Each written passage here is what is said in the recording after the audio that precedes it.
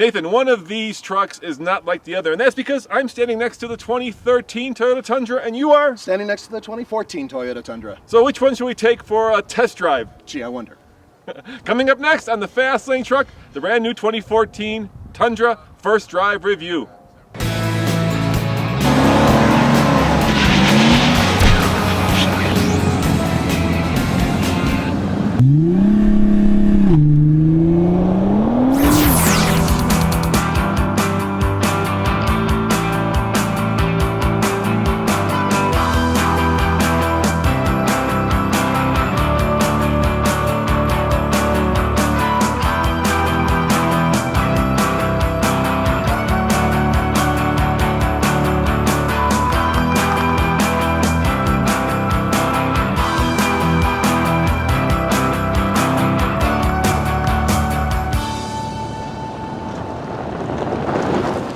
Now, under the hood of the 2013 Toyota Tundra is a 5.7 liter V8 that puts out 381 horsepower and 401 pound-foot of torque. Nathan, what's under the hood of the 2014 Tundra? Exactly the same thing. That's right, the powertrains have not changed. What has changed is the design of the truck, as you can tell even by the hood.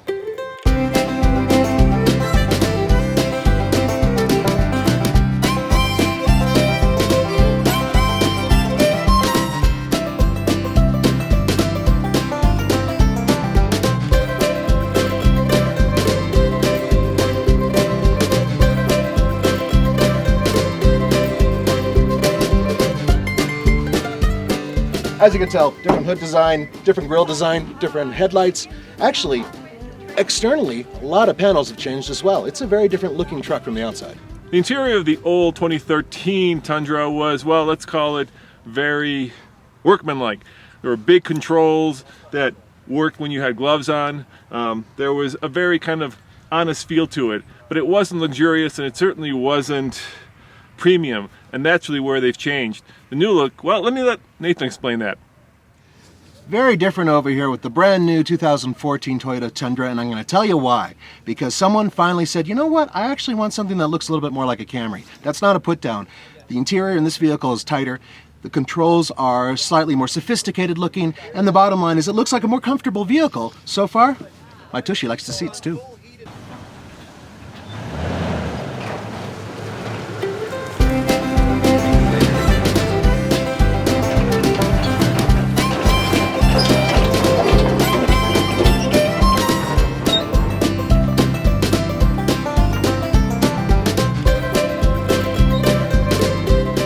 The electrical hookup currently down here, but it's just moved, and I'll show you where. Voila! Toyota's moved it up here. Much more convenient and much safer because it's not down where it can be damaged when you're going off-road. So if you're towing, Nathan, that's a better place for it? It is a better place for it. Look at that.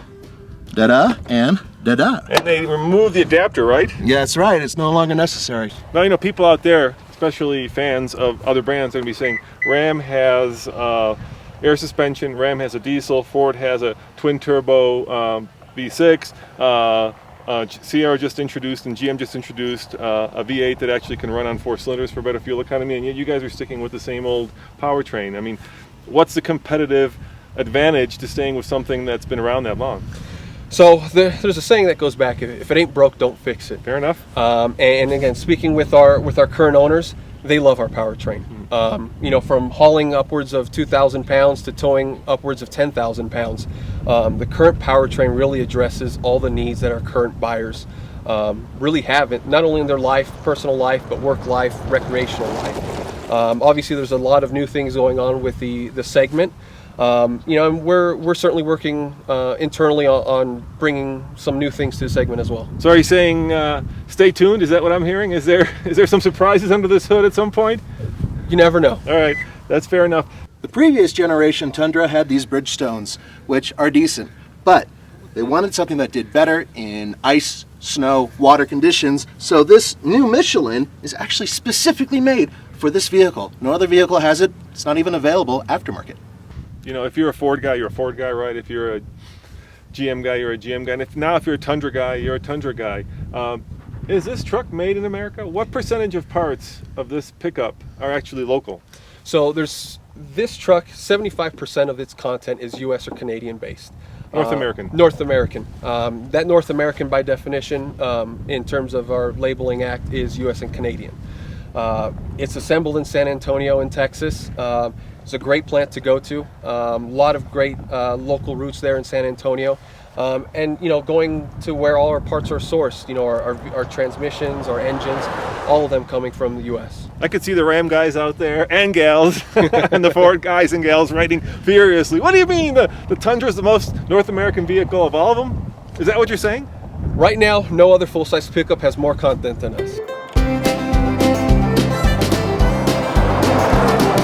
The one small disappointment I have, Nathan, is that this is a cosmetic remake. It's not really changed substantially. They have the same powertrains, the same horsepower, and they're still missing the essentials for towing, like an integrated brake controller for the trailer, which is essential if you've got a load you're towing. Absolutely true. And here's the crazy part. We drove basically this truck, but the older version, and it did great towing. It is a fantastic vehicle, but without that integrated brake control, you are throwing the bone to the other guys that have it standard. Exactly, and they all pretty much have it standard. The other thing that's unusual is they still don't have a spray and bed liner. They have the plastic one, and that's got some issues of its own. I'd like to see a spray in one. I think a lot of consumers have gotten used to that. And it's these kinds of things that speak to, the DNA of a truck. When you're off-road, there's not a lockable differential, which would be nice as well. The new 4Runner has it. For some reason, they didn't think that the Tundra needed it. And the reason why is because the system they're using is based on the ABS, braking the individual wheel that's losing traction and then allowing the power to go to the wheel that has traction. In theory, it works. It's basically like an all-wheel drive system, but basically we're talking about open diffs front and rear. And frankly speaking, they should have an option where you can get a mechanical locking or electronic locking rear diff. Especially on this version, which is a TRD off-road package, right? You're saying we're a serious off-road vehicle, but yet we don't have something that's very basic and standard in off-road use. That's correct. And we did take one of these off-road. It did really well, but you know what? There's a lot more potential there. Yeah, and I think Toyota's aware of this. We had dinner yesterday with one of the big kahunas at Toyota, and we said, what about the diesel engine? What about the fact that Ram now has air suspension? I mean, what about the fact that GM has come back and redesigned their engines, not just the truck? And they have cylinder deactivation, and I think they know this. I think that Toyota has a sense that they're only halfway there to what they need to be today to have a successful and competitive truck. Now, Chris, we seem to be getting into some pretty massive truck wars, right? You've got a new Ram out, you've got a new Tundra out, you've got a new Silverado out, there's going to be a new Titan, there's probably going to be, everything F-150 new. Mm-hmm. So, what have you brought to the table to win over customers and potential buyers? So I think the exterior interior all new. Mm-hmm. I think those are definitely some key selling points. I think the tried and proven and tested powertrain really speak for themselves. I think what Toyota brings as a brand, or QDR, quality, dependability, and reliability, really speak for itself. And speaking with our current owners and those that are really interested in us, they highlight a lot of those key features, and a lot of those items really go above and beyond when looking at other competitive manufacturers.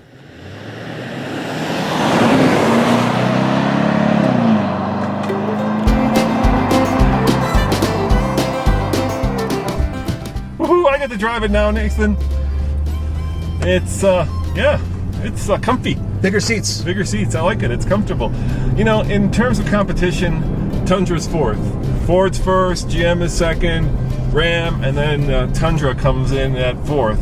And that's because they don't have a full line of trucks. They have the Tundra and they have the Tacoma, and combined, and they'll tell you that number because it's better, they represent 18% of the pickup market. But that's with the Tacoma owning 64% of the mid-size truck market. And that's going to change soon because people are finally bringing back small trucks. Woohoo! Hallelujah! Hallelujah! We love small trucks. Actually, we love all trucks. We love all trucks.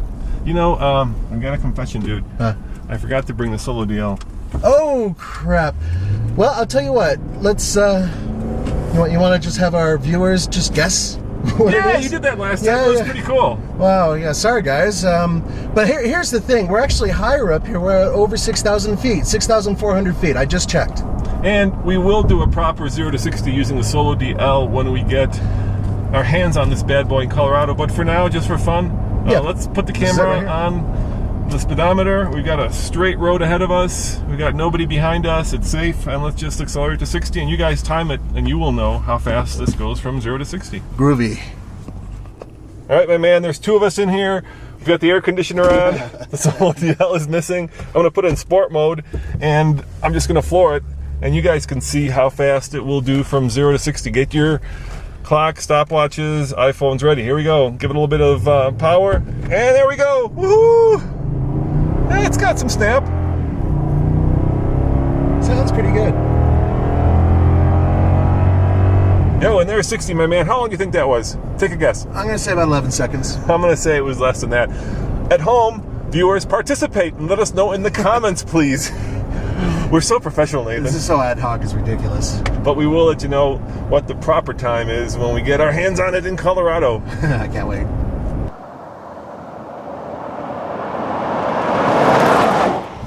Nathan, now, of course, a huge part of pickups is the sound they make.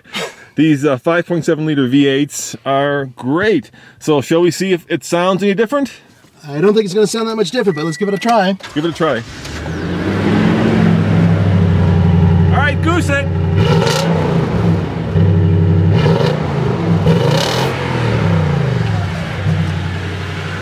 Oh, it sounds good, Nathan. Yeah, it sounds okay.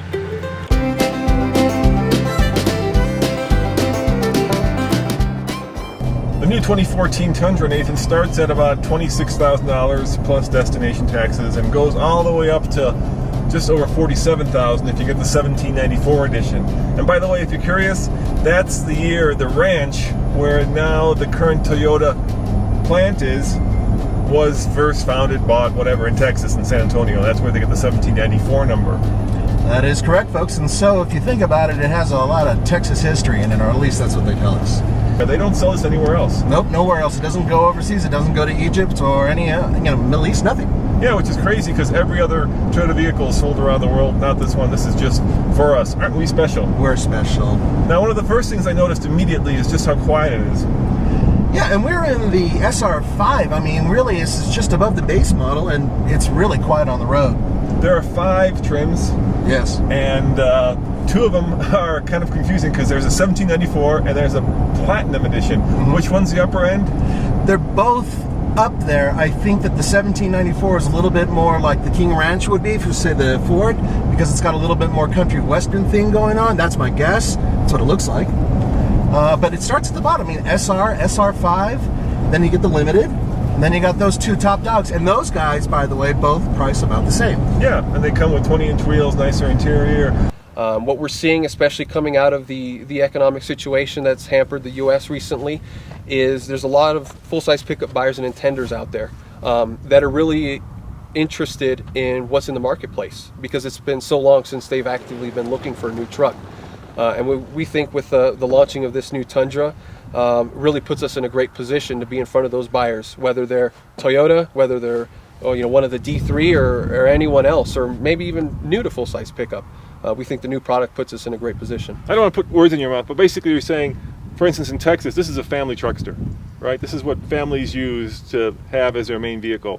And for those people, when you have a pickup that is more comfortable, has a nicer interior, that's the selling point that they're looking for. What's one of the selling points? Yeah. What we're finding in speaking with our consumers and full-size pickup buyers is a full-size pickup is not just a traditional full-size pickup that's used only for work. There's a lot of people that understand that a full-size pickup brings that aspect of it, but brings the aspect of the interior, right? You see a lot of full-size pickups upping their game on the interior. It can't only be a work truck that tows and hauls and goes to the job site. It's got to be able to do much more than that. And I think that's where the interior, the family, being comfortable really comes into play because it's got to be more than just one thing. Thank you very much, Chris. Thank you for I your time. appreciate it. All right, Nathan, so we have a pickup that is newer. Yep. In every cosmetic way possible. Yeah, that's right. It's a much cleaner, beefier, manlier design.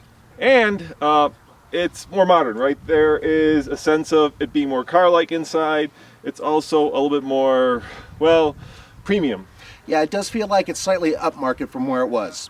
Now, of course, we want to tow with this one up the I-Gauntlet, so we requested it from Toyota, but that's really out of our hands, and we have to wait for them to supply the truck.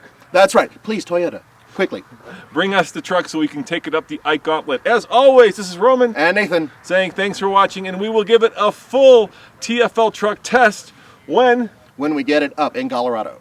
see you next time. Ciao.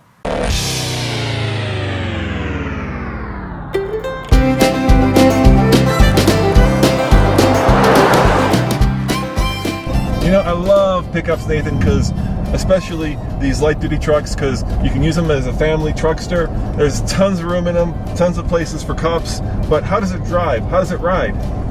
The ride is really, really good. I think because we're in the SR5 version, so maybe the suspension's a little bit different. I don't know what it is, but man, this thing is nice and creamy driving, and these brand new Michelins it has are fantastic. They're not making a ton of noise. We did a little bit of light off-roading, and they did just fine. And, you know, the idea of having a vehicle like this with really good tires for snow and mud and ice, very attractive.